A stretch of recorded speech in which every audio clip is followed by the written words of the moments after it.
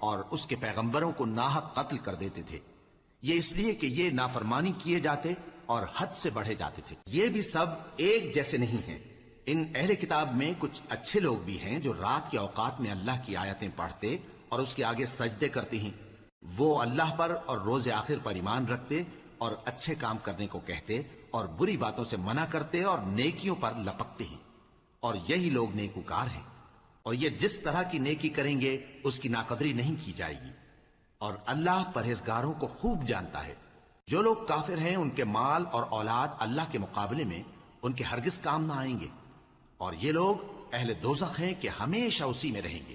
یہ لوگ جو مال دنیا کی زندگی میں خرچ کرتے ہیں اس کی مثال آندھی کسی ہے جس میں سخت سردی ہو، اور وہ ایسے لوگوں کی کھیتی پر جو اپنے آپ پر ظلم کرتے تھے چلے اور اسے تباہ کر دے۔